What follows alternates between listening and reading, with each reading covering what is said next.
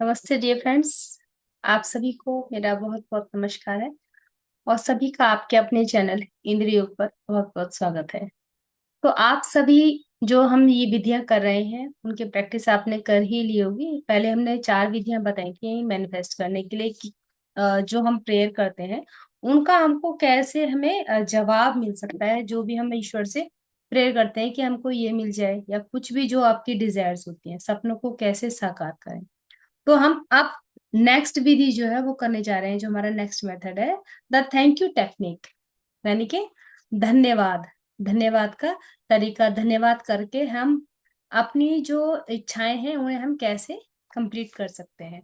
तो धन्यवाद की तकनीक जो है उसमें हम अपने आग्रहों के साथ प्रशंसा करते हैं और ईश्वर का धन्यवाद करते हैं। प्रार्थना के इस आसान तरीके से असाधारण परिणाम मिलते हैं। आप सोच नहीं सकते कि इतनी इसकी जल्दी आपको उसका परिणाम मिलता है। कृतज्ञ, धन्यवाद यानी कि कृतज्ञता। कृतज्ञ हृदय ब्रह्मांड की रचनात्मक शक्तियों के हमेशा करीब होता है, जिससे साजिश संबंध के नियम तथा क्रिया और प्रतिक्रिया के ब्रह्मांडीय नियम के आधार पर इसकी ओर असंख्य नियामतें प्रवाहित होती हैं। इसमें होता क्या है एक्चुअली कि जो जो भी हम ग्रेटिट्यूड फील करते हैं तो उसमें वो आपका जो हृदय होता है वो यूनिवर्स की जो भी क्रिएशन चल रही है उसके बहुत ज्यादा करीब चला जाता है। क्यों? क्योंकि आप हमेशा क्या है, एक पॉजिटिव वाइब्रेशन के अंदर है। ठीक है, एक हाई फ्रीक्वेंसी के अंदर है। The thankful heart is always close to the creative forces of the universe, causing countless blessings to flow toward it by the flow of reciprocal relationship based on a cosmic law of action and reaction, right? तो इसमें एक example book में दिया है उन्होंने, author ने, उन्होंने बताया कि हाल ही में कोई एक युवा होंगे, उनकी माँ ने मुझे इस तकनीक के बारे में अपना अनुभव बताया। उन्होंने कहा कि मेरी नौकरी छूट गई थी और मैं दिवालिया हो गई थी। मेरे 3 बच्चे थे जिनका मुझे पेट पालना था। मैं नहीं जानती थी कि मदद के लिए किधर जाऊं। फिर मैंने आपकी यह बात सुनी कि हमारी प्रार्थनाओं का जवाब मिलने से पहले ही हमें कृतज्ञ होकर धन्यवाद देना चाहिए। ऐसा लगा जैसे मेरे दिमाग की बत्ती जल गई हो। मैं समझ गई कि मुझे इसे आजमाना ही होगा। ठीक है। हर रात और सुबह 3 हफ्ते तक वह महिला ये शब्द दोहराती रही, परमपिता मेरी दौलत के लिए धन्यवाद। उसने यह काम शिथिल शांत अवस्था में किया और तब तक करती रही जब तक कि कृतज्ञता की भावना उसके दिमाग पर हावी नहीं हो गई। उसने कल्पना की कि वह अपने भीतर की असीमित शक्ति और बुद्धिमत्ता का आवाहन कर रही है। हालांकि जाहिर है कि वह रचनात्मक बुद्धिमत्ता या असीमित मस्तिष्क को देख नहीं सकती थी। वह आध्यात्मिक अनुभूति की अंदरूनी आंख से देख रही थी और उसे यह एहसास था कि दौलत की उसकी विचार छवि पहला कारण, यानी कि फर्स्ट कॉज था जिससे उसे धन प्रतिष्ठा और भोजन मिलेगा। उसकी विचार भावना दौलत से ओतप्रोत थी जिस पर किसी तरह की परिस्थिति का प्रभाव नहीं पड़ा था। वो बार बार धन्यवाद परमपिता दोहराकर महिला का दिलो दिमाग स्वीकृति के बिंदु तक पहुंच गया। जब उसके मन में कमी, गरीबी और रोग के विचार आते थे तो वह आवश्यकता अनुसार बार बार कहती थी धन्यवाद परमपिता। वह जानती थी कि अगर वह कृतज्ञ नजरिया रखेगी तो उसका दिमाग दौलत के विचार को ग्रहण कर लेगा, और यही हुआ। दिमाग यानी कि हमारा सबकॉन्शियस माइंड, जो हम बार बार विचार देते हैं वो क्या करता है, उसको एब्जॉर्ब कर लेता है, उसे अडेप्ट कर लेता है उस बात को। तो वो क्या कर रही थी, बार बार धन्यवाद कर रही थी कि धन्यवाद प्रभु, धन्यवाद, thank you father for my wealth. तो बार बार गॉड का धन्यवाद कर रही थी कि मेरे मेरे पास बहुत धन है, इसके लिए धन्यवाद। तो दिमाग में क्या आ गया कि उसके पास में काफी दौलत है जो ईश्वर ने उसे दी है और उसका मैं शुक्रिया अदा कर रही हूँ। तो सबकॉन्शियस माइंड क्या उसको देने लगा कि तेरे पास में बहुत धन है। तो वो क्या हुआ, उससे उनकी वो पूरी हो गई। उस महिला की प्रार्थना का एक रोचक परिणाम मिला। प्रार्थना शुरू करने में के बाद कुछ समय उसे रास्ते में एक पूर्व नियोक्ता मिला जिससे वह 5 साल से नहीं मिली थी। पूर्व नियोक्ता ने उसके सामने अच्छी तनख्वाह वाली नौकरी देने का प्रस्ताव रखा। उसने उसे कर्जा भी दिया ताकि वह पहली तनख्वाह मिलने तक काम चला सके। उस महिला ने मुझसे कहा, मैं धन्यवाद परमपिता की अद्भुत शक्ति को कभी नहीं भूल पाऊंगी। इसने मेरे लिए चमत्कार किया है। ये था हमारा धन्यवाद, यानी कि ग्रेटिट्यूड जब हम करते हैं। इससे पहले जो हमारी the book the magic book हमने पढ़ी है वो इसी चीज के ऊपर है। और ग्रेटिट्यूड या धन्यवाद सिर्फ एक ही फील्ड में काम नहीं करता है, ये जिस भी आप फील्ड में इसको आजमाना चाहो उसी फील्ड में आप इसको आजमा सकते हो। ये नहीं है कि पर्टिकुलर कोई एक, इसमें आप रिलेशनशिप भी है, आपकी हेल्थ है, हर चीज के अंदर आप अफर्मेशन दें, थैंक यू करें कि जैसे वो ऐसा घट गया है, ऐसा हो गया है, राइट। उसके बाद में आप थैंक यू बोलते रहें उसके लिए। तो वो आपकी जो अफर्मेशन होती है वो कंप्लीट हो जाती है, मैनिफेस्ट हो जाती है वो जो चीजें होती हैं। सेकंड जो मेथड है वो है द अफर्मेटिव मेथड, सकारात्मक घोषणा का तरीका। सकारात्मक घोषणा का प्रभाव, यानी कि जो हम अफर्मेशन दे रहे हैं, पॉजिटिव अफर्मेशन, काफी हद तक इसके शब्दों में निहित सत्य और अर्थ की आपकी समझ से तय है। प्रार्थना में निरर्थक दोहराव ना करें। सकारात्मक घोषणा की शक्ति निश्चित और स्पष्ट सकारात्मक बातों के बुद्धिमत्तापूर्ण अमल में है। मान लें स्कूल का कोई बच्चा 3 और 3 को जोड़कर ब्लैक बोर्ड पर 7 लिख देता है। बहुत ध्यान से सुनिएगा ये जो मैं बोल रही हूँ, कि मान लें कोई स्कूल का बच्चा है, वो 3 और 3 को जोड़ करके ब्लैक बोर्ड पर 7 लिख देता है। टीचर क्या बोलती है मैथ्स की, निश्चितता से घोषणा करता है कि 3 और 3 6 होते हैं। टीचर बोलता है, क्या बोलता है, कि 3 और 3 7 नहीं 6 होते हैं। इसके बाद बच्चा अंकों को बदल देता है। टीचर की घोषणा से 3 और 3 6 नहीं हुए हैं, यह तो पहले से ही मैथ्स की सच्चाई थी कि 3 और 3 6 ही होते हैं। इसी सच्चाई के कारण बच्चे ने क्या किया, ब्लैक बोर्ड के अंक बदल दिए, राइट। अब और ध्यान से सुनने की बात है कि बीमार होना असामान्य नहीं है, नेचुरल नहीं है जो आप बीमार पड़ते हो, ठीक है, बहुत अननेचुरल है। स्वस्थ होना सामान्य है, जो हम स्वस्थ रहते हैं वो नॉर्मल है, लेकिन डिजीज आना दैट इज नॉट नॉर्मल। स्वास्थ्य आपके अस्तित्व की सच्चाई है। जब आप स्वास्थ्य, सामंजस्य और खुद के लिए या किसी दूसरे के लिए शांति की पॉजिटिव अफर्मेशन करते हैं, घोषणा करते हैं, तथा जब आपको यह एहसास होता है कि आपके अस्तित्व के शाश्वत सिद्धांत हैं, तो आप अवचेतन मन के नकारात्मक ढांचे को अपनी आस्था और घोषणा के अनुरूप दोबारा व्यवस्थित कर लेते हैं। जब आपको पता चलता है कि सच तो ये है, मतलब बीमार होना या नकारात्मक नेगेटिव चीजें ये चीज तो नहीं है। असलियत क्या है, असलियत क्या है, कि असलियत वो है जो सकारात्मक है, जो पॉजिटिव चीज है, ठीक है। उसके अनुरूप क्या करते हैं हम, अब उसको उस हिसाब से एडजस्ट कर लेते हैं, लेकिन हमें मालूम होना चाहिए, राइट। प्रार्थना की सकारात्मक घोषणा का परिणाम जीवन के सिद्धांतों पर बल देने पर निर्भर करता है, चाहे स्थिति कैसी भी दिखे। एक पल के लिए विचार करें, गणित का एक सिद्धांत होता है लेकिन गलती का कोई सिद्धांत नहीं होता है। सच्चाई का एक सिद्धांत होता है लेकिन बेईमानी का कोई सिद्धांत नहीं होता है, राइट। इनका कोई प्रिंसिपल नहीं है। सद्भाव का एक सिद्धांत होता है लेकिन मनमुटाव का कोई सिद्धांत नहीं होता है। स्वास्थ्य का एक सिद्धांत होता है लेकिन बीमारी का नहीं होता है। और समृद्धि का भी एक सिद्धांत होता है लेकिन गरीबी का नहीं होता है। जब इंग्लैंड के एक अस्पताल में गॉल स्टोन्स हटाने का मेरी बहन का ऑपरेशन होने वाला था, तो मैंने सकारात्मक घोषणा के तरीके का प्रयोग किया। अस्पताल की जांचों और एक्सरे में उसके रोग की पुष्टि हो चुकी थी। उसने मुझसे अपनी सेहत के लिए प्रार्थना करने को कहा। मैं 6,000 मील से ज्यादा दूर था, लेकिन इससे भी मैं विचलित नहीं हुआ। मस्तिष्क सिद्धांत में समय और दूरी का कोई महत्व नहीं होता। असीमित मन या बुद्धिमत्ता एक ही समय पर हर बिंदु पर पूरी तरह मौजूद रहती है।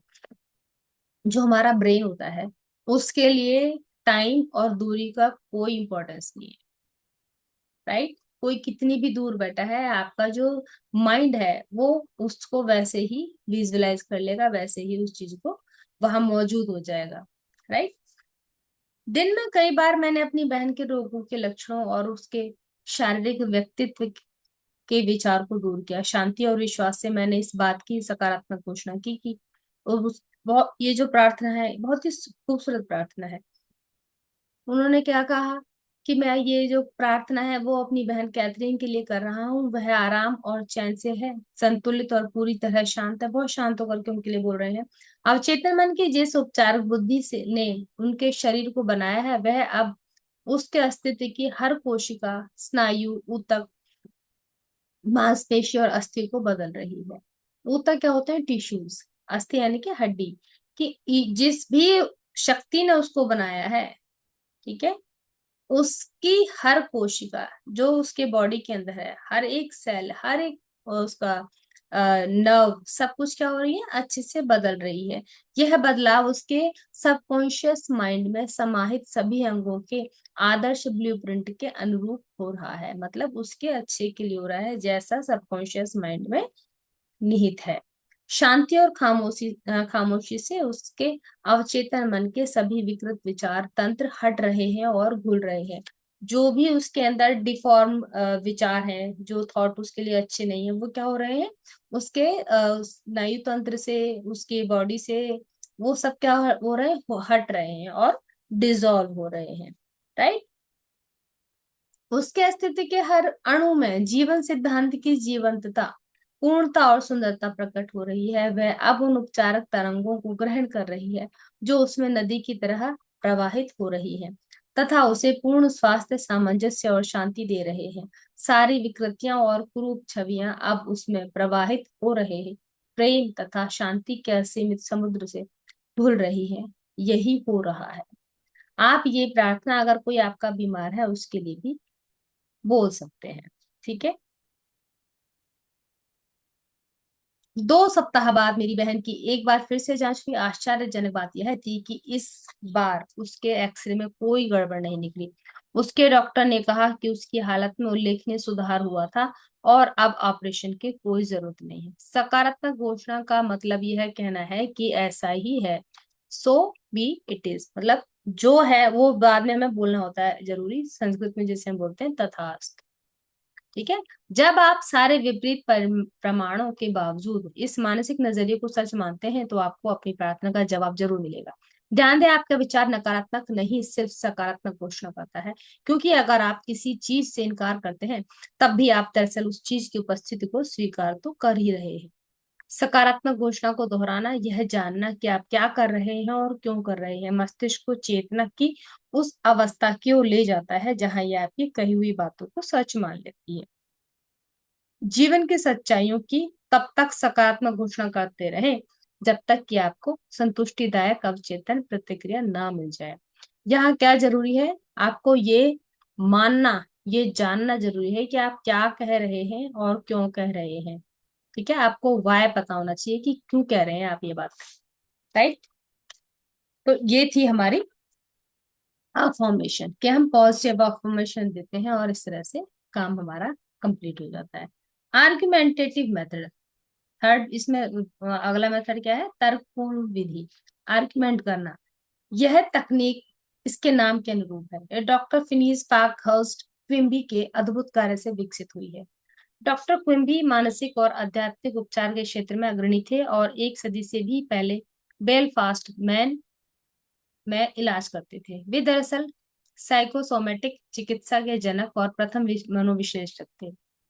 उनमें मरीज के कष्ट और दर्द के कारण को अतीन्द्रिय तरीके से भांपने की उल्लेखनीय क्षमता थी। अब ये साइकोसोमेटिक क्या होता है, साइकोसोमेटिक होता है कि हम अपनी सोच से बीमारी को उत्पन्न कर लेते हैं। संक्षेप में कहा जाए तो तर्कपूर्ण विधि जिसका प्रयोग कुंबी ने इतनी सफलता से किया था, आध्यात्मिक तर्क पर आधारित है। आप मरीज और उस खुद को यह विश्वास दिलाते हैं कि रोग आपके सबकॉन्शियस माइंड के झूठे विश्वासों, निराधार डरों और नकारात्मक ढांचों के कारण है। आप अपने मस्तिष्क में स्पष्टता से इस तर्क पर तर्क करते हैं, इस बात पर तर्क करते हैं और रोगी को विश्वास दिला देते हैं कि बीमारी विचार के एक विकृत ऐंठन भरे ढांचे के कारण है जो शरीर में प्रकट हो गया है। किसी बाहरी शक्ति या कारणों में गलत विश्वास अब रोग के रूप में बाहर आ गया है, लेकिन विचारों को बदलकर रोग का उपचार किया जा सकता है। ठीक है। जैसे कोई फियर आ जाता है, फॉल्स बिलीफ होते हैं, ग्राउंडलेस नेगेटिव पैटर्न होते हैं सबकॉन्शियस माइंड से, तो वो क्या होता है, उससे हमारे अंदर बॉडी के अंदर बीमारी आ जाती है। डिजीज और ailment is due to only the distorted twisted pattern of thought that has taken form in the body. This wrong belief in some external power and external cause has now externalized itself as sickness and can be changed by the changing thought pattern। अपने thought pattern को change करके बीमारी को ठीक किया जा सकता है। Right. You explain to the sick person that basis of all healing is a change of belief। हमें उनको क्या करना है, उनके बिलीफ सिस्टम को चेंज करना है। आप रोगी के सामने स्पष्ट करते हैं कि विश्वास का परिवर्तन ही हर उपचार का आधार है। आप यह भी बताते हैं कि सबकॉन्शियस माइंड ने बॉडी और इसके सारे ऑर्गन्स की रचना की है, इसलिए यह जानता है कि इसको कैसे ठीक करना है, इसलिए यह इसका उपचार कर सकता है, उसको ठीक से हील कर सकता है। और यह आपके बोलते समय भी ऐसा ही कर रहा है। हमें विश्वास दिलाना है, हमको जाननी है ये चीज कि ईश्वर ने हमारे जो सारे पार्ट्स हैं, सारे ऑर्गन्स हैं, वो ठीक से बनाए हैं और हमारे शरीर को इतनी ताकत दी है कि वो अपने आप को अपने आप हील कर सकता है। उनको ये विश्वास दिलाते हैं डॉक्टर। अपने मन की अदालत में आप बहस करते हैं कि रोग मस्तिष्क की विकृत विचार छवि की छाया है, कि डिस्टॉर्टेड थॉट्स की वजह से ये हमारी प्रॉब्लम आई है। हम उन्हें क्या करते हैं, ये विश्वास दिलाते हैं, बहस कर रहे हैं अपने माइंड में ही। आप अंदरूनी उपचार शक्ति के समर्थन में जितने भी तर्क और प्रमाण जुटा सकते हैं उतने जुटाते हैं। आखिर इसी शक्ति ने ही तो सभी अंगों की रचना की है और इसमें ही हर कोशिका, स्नायु और ऊतक का आदर्श तंत्र है। फिर आप अपने मस्तिष्क की अदालत में अपने तथा अपने रोगी के पक्ष में फैसला सुनाते हैं। आप आस्था और आध्यात्मिक समझ द्वारा रोगी को मुक्त करते हैं। आपका मानसिक और आध्यात्मिक प्रमाण अजेय है, क्योंकि सिर्फ एक ही मस्तिष्क है, इसलिए आप जिसे सच मानते हैं वह रोगी के अनुभव में प्रकट हो जाता है और उपचार हो जाता है। वो जो पेशेंट है वो इस चीज को एक्सपीरियंस करना शुरू कर देता है। और हकीकत में यही होता है कि जो लोग बहुत ज्यादा नेगेटिव होते हैं वो बहुत ज्यादा बीमार पड़ते हैं, क्योंकि जो नेगेटिविटी होती है वो क्या करती है, बॉडी के अंदर जो पैटर्न होते हैं उनको वो खराब कर देती है और डिजीज आनी शुरू हो जाती है। राइट। नेक्स्ट जो हमारा मेथड है वो है परम विधि आधुनिक अल्ट्रासाउंड की, अल्ट्रासाउंड उपचार की तरह है। The absolute method is like modern ultrasound therapy. विधि का नाम क्या है, द एब्सोल्यूट मेथड। और ये किसकी तरह है, मॉडर्न अल्ट्रासाउंड थेरेपी की तरह है। दुनिया भर में कई लोग इस विधि से प्रार्थना उपचार करते हैं और उन्हें अद्भुत परिणाम मिलते हैं। एब्सोल्यूट मेथड का प्रयोग करने वाला व्यक्ति रोगी का नाम लेता है, फिर वह ईश्वर और उसके गुणों के बारे में खामोशी से सोचता है। जैसे ईश्वर परम आनंद है, असीमित प्रेम है, असीमित बुद्धिमता है, सर्वशक्तिमान है, असीमित ज्ञान है, पूर्ण सद्भाव है, अवर्णनीय सौंदर्य और पूर्णता है। जब वह इस तरह की बातें सोचता है तो उसकी चेतना ऊपर उठकर एक नए आध्यात्मिक धरातल पर पहुंच जाती है। जब आप स्पिरिचुअली स्पिरिचुअलिटी के बारे में सोचते हैं तो आपकी फ्रीक्वेंसी अप होने शुरू हो जाती है। राइट। वह महसूस करता है कि ईश्वरीय प्रेम का महासागर रोगी के मन और शरीर में मौजूद हर गड़बड़ चीज को डुबा रहा है, क्या कर रहा है, वो डिसॉल्व कर रहा है, जिसे दूर करने के लिए वह प्रार्थना कर रहा है। वह महसूस करता है कि ईश्वर की सारी शक्ति और प्रेम अब रोगी पर केंद्रित हो रहा है। जो भी कष्टकारी या परेशानी भरा है वह जीवन और प्रेम के असीम महासागर की मौजूदगी में अब पूरी तरह से गायब हो चुका है। वो क्या कर रहा है, वो इस चीज को विजुअलाइज कर रहा है। राइट। ये मॉडर्न अल्ट्रासाउंड, मॉडर्न टेक्निक है।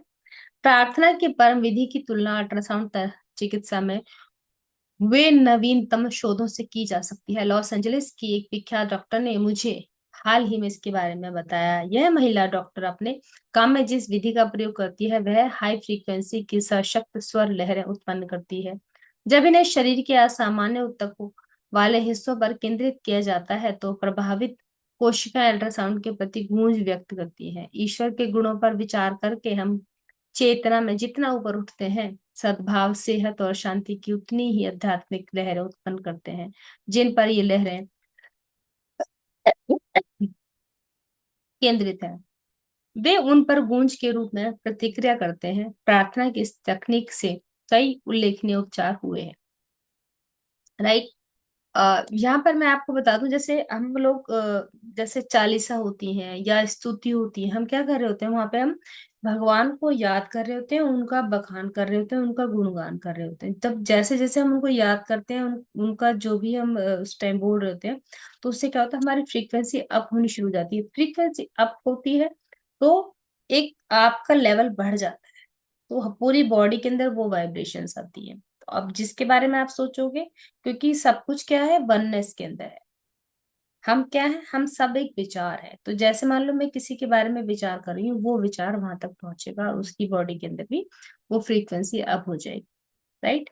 तो ये कुछ इस तरह से काम करता है, आप करेंगे तो आपको समझ आ जाएगा सिर्फ। लेकिन क्या है, प्रैक्टिकली आपको ये चीज करनी पड़ेगी। इसको आप दोबारा देखिएगा, समझिएगा कि क्या हम समझाना चाह रहे हैं। बहुत ही प्यारी टेक्निक है ये। राइट।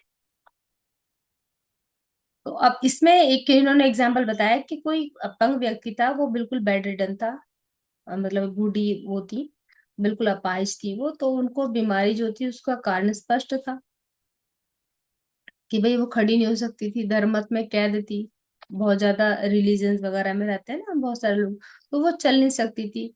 वो डर, उसको डर था, अज्ञान की कब्र में रह रही थी, क्योंकि उसने बाइबल को शब्दशः लिया था, इसलिए उससे डर गई थी। कई बार क्या होता है, जो हम पढ़ते हैं उसका गलत मतलब निकाल लेते हैं उसका। उनके जो हमारी ये धार्मिक बुक्स होती हैं, इनकी क्या होता है, बहुत ही गूढ़ इनके रहस्य होते हैं, अर्थ होते हैं। तो ये बताती हैं कि क्विम्बी ने बोला कि इस कब्र में वह ईश्वर की मौजूदगी और शक्ति बंधनों को तोड़ने तथा मृत्यु से लौटने की कोशिश कर रही थी। उन्होंने बताया कि कब्र में, मतलब हाँ, कब्र का मतलब है जो अज्ञान के कब्र में कैद है वो।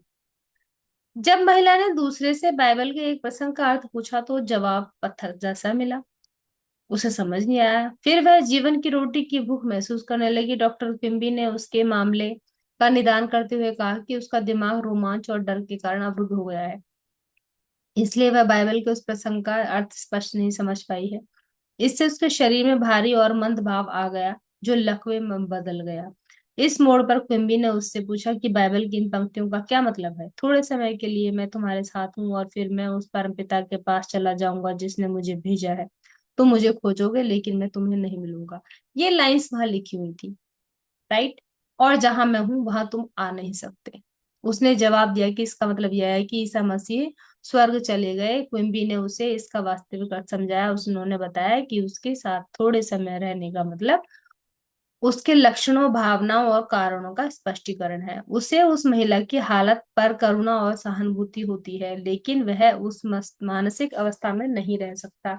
अगला कदम उसके पास जाना है जिसने हमें भेजा है। कुंबी ने बताया कि इसका इशारा हम सभी में मौजूद ईश्वर की रचनात्मक शक्ति है। ठीक है।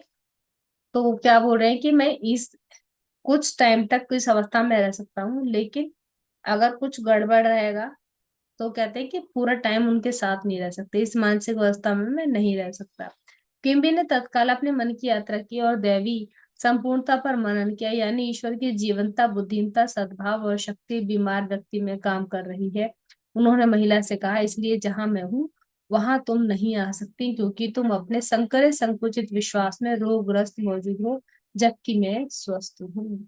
अगर आपकी विचार नेगेटिव है, आप बीमार हो, तो आप ईश्वर के लिए क्या सोचोगे? क्या सोचोगे कि ईश्वर ऐसे शरीर में रहना चाहेगा?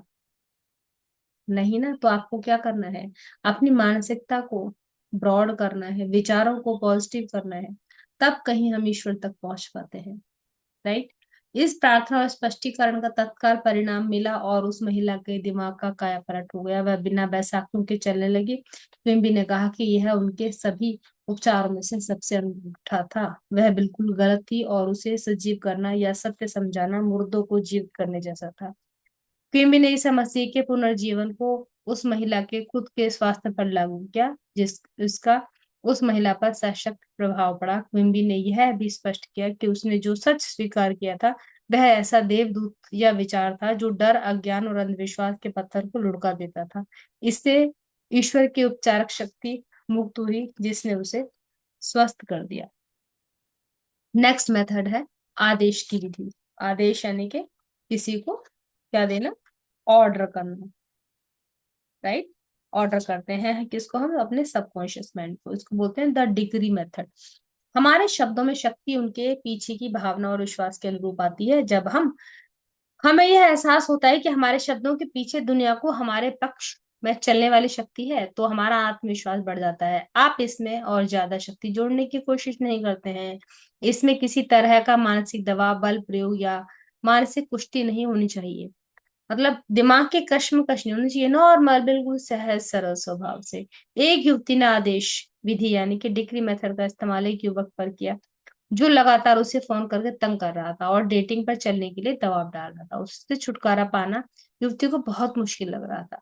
जब वह उसके ऑफिस में जाने भी आने जाने भी लगा तो युवती समझ गई कि अब उसे तत्काल कोई प्रभावी कदम उठाना होगा। दिन में कई बार वह खुद को शांत अवस्था में लाकर बार बार यह आदेश देने लगी, मैं जे आर को ईश्वर के लिए मुक्त करती हूँ। ठीक है, जिसका नाम लेकर के वह हर समय अपनी सही जगह पर है। मैं स्वतंत्र हूँ, वह स्वतंत्र है। मैं अब आदेश देती हूँ कि मेरे शब्द असीमित मस्तिष्क में पहुंचकर इसे वास्तविक बना दें। ऐसा ही हो। क्या बोल रही है वो कहती है कि जो भी वो बंदा है कि वो क्या है, वो सही जगह पर है, जहां पर भी है वो हर समय अपनी सही जगह पर है। मैं भी स्वतंत्र हूँ, वो भी स्वतंत्र है। वो ऑर्डर देती है कि जो भी मैं बोल रही हूँ, मेरे जो मेरा ये इनफाइनाइट मस्तिष्क है या इसकी जो असीमित पावर है, वहां पहुंचकर ये जो विचार मैं दे रही हूँ वो वास्तविक हो और ऐसा ही हो, तथास्तु, सो बी इट इज। उसने बताया कि युवक उसकी जिंदगी से तत्काल गायब हो गया। वह उस युवती को दोबारा नहीं दिखा। वह कहती है, ऐसा लगा जैसे उसे जमीन निगल गई हो। तुम किसी चीज का आदेश दोगे तो यह तुम्हारे सामने रख दी जाएगी और तुम्हारे रास्ते पर रोशनी जल जाएगी। Right, sorry. ये सारे मेथड आप इसमें एक बार जाइएगा और इनको देखिएगा। बहुत ही सुंदर इसके मेथड है जो आज हमने पढ़े हैं। लास्ट में थोड़ा सा सारांश है। वैज्ञानिक सच्चाई से लाभ लें। Right, serve yourself with science, scientific truth. मानसिक इंजीनियर बने और अधिक व्यापक तथा महान जीवन बनाने के लिए आजमाई हुई और समय सिद्ध तकनीकों का प्रयोग करें। आपकी मनोकामना आपकी प्रार्थना है। इसी समय अपनी मनोकामना पूरी होने की तस्वीर बनाएं और इसकी वास्तविकता महसूस करें। आपकी मनोकामना सचमुच पूरी हो जाएगी। चीजों को आसान तरीके से हासिल करने की इच्छा करें, मानसिक विज्ञान की अचूक मदद से। आप अपने मन के स्टूडियो में सोचे गए विचारों से अच्छी सेहत, सफलता और खुशी की तस्वीर बना सकते हो। वैज्ञानिक रूप से प्रयोग करते रहें जब तक कि आप खुद के सामने यह साबित ना कर दें कि आपकी चेतन सोच पर आपके अवचेतन मन की असीमित बुद्धिमत्ता की हमेशा सीधी प्रतिक्रिया होती है। अपनी मनोकामना की निश्चित उपलब्धि के पूर्व अनुमान में खुशी और आराम अनुभव करें। आप अपने मस्तिष्क में जो तस्वीर रखें वह उन चीजों की होनी चाहिए जिनकी उम्मीद तो हो लेकिन प्रमाण ना हो। एक मानसिक तस्वीर हजार शब्दों के बराबर है। आप आस्था से अपने मन में जिस तस्वीर को रखेंगे, आपका अवचेतन मन उसे हकीकत में बदल देगा। प्रार्थना में किसी तरह की जबरन कोशिश या मानसिक दबाव का प्रयोग ना करें। उम्मीदी निष्क्रिय अवस्था में पहुंच जाएं और इस एहसास के साथ सोने जाएं कि आपकी प्रार्थना का जवाब मिल रहा है। याद रखें, कृतज्ञ हृदय हमेशा ब्रह्मांड की स्मृति के करीब होता है। सकारात्मक घोषणा करने का मतलब यह कहना है कि ये ऐसा ही है, और विपरीत प्रमाणों के बावजूद जब आप इस मानसिक नजरिए को सच मानते हैं तो आपको प्रार्थना का जवाब मिलेगा। ईश्वर के प्रेम और महिमा के बारे में सोचकर सद्भाव, सेहत और शांति की लहरें उत्पन्न करें। आप जो आदेश देते हैं और जिसे सच महसूस करते हैं वह सच हो जाएगा। सद्भाव, सेहत, शांति और समृद्धि का आदेश दें। यहाँ पर ये हमारा जो चैप्टर है वो कंप्लीट होता है। इस हमारा 6 चैप्टर खत्म हुआ है। इस पूरे चैप्टर को आप बहुत ध्यान से पढ़ेंगे, सुनेंगे, तो आपको आपके जीवन में बहुत सारे लाभ। राइट, तो आप इसको वापस से सुने एक बार और सारी विधियों को जो भी आपको अच्छी लगे उसको करें। जैसे ही आप इसको अप्लाई करेंगे, आप जो चाहते हैं वो आपका होने लगे। मैं अपनी वाणी को विराम देती हूँ। नेक्स्ट चैप्टर है हमारा the tendency of the subconscious is life work. तो हम ये नेक्स्ट वाला 7th चैप्टर ये नेक्स्ट अपने सेशन में लेकर जाएंगे। तब तक के लिए सबको नमस्ते। आप सभी लोग जो भी इस चैनल पे नए आ रहे हैं, आप सभी इस चैनल को सब्सक्राइब करें, जिससे कि जो भी हम अपलोड करते हैं सारी की सारी बातें अच्छी बातें होती हैं। बड़े जो ऑथर हैं उनसे इंस्पायर्ड होके या उनकी ऐसी बातें जो हम लोगों को तक नहीं पहुंच पा रही हैं और बुक्स के अंदर दबी रह जाती हैं, हम उन्हें लेकर के आ रहे हैं।